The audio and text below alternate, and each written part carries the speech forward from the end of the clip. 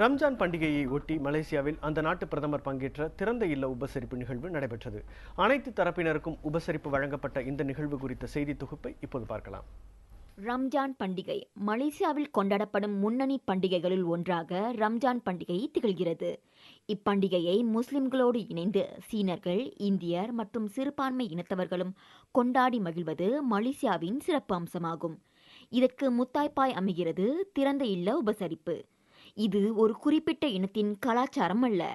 மூவின மக்கள் கொண்டாடும் அனைத்து பண்டிகைகளின் போதும் மலேசியாவின் ஒருமித்த கலாச்சார பண்பாடாக திறந்த இல்ல உபசரிப்பு இடம்பெறுகிறது.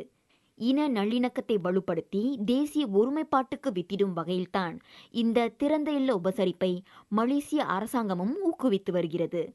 அவ்வகையில்தான் ஒவ்வொரு ஆண்டும் ரம்ஜான் பண்டிகையின் முதல் நாளன்று மலேசிய பிரதமர் Dato Sri Najib Tun Razak அவர்களின் அதிகாரத்துவ இல்லத்தில் ரம்ஜான் பண்டிகை திறந்த இல்ல உபசரிப்பு நடைபெறுகிறது.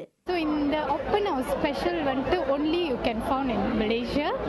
அது வந்து ரொம்ப ஸ்பெஷல் பிகாஸ் ஒவ்வொரு வருஷமும் சைனீஸ் நியூ இயர், தீபாவளி, ராயாக்கு வந்து ஓப்பன் ஹவுஸ் செய்வாங்க.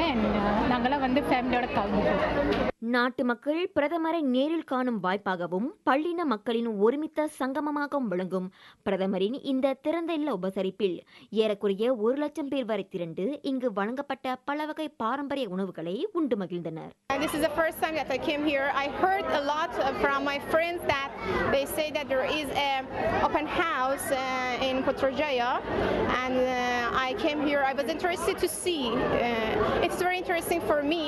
அரசாங்க தலைவர்கள் மட்டுமல்லாது தனிநபர்களும் இதுபோன்ற பண்டிகை காலங்களில் தங்களின் வசதிக்கேற்ப திறந்த இல்ல உபசரிப்பை நடத்தி மகிழ்கின்றனர்.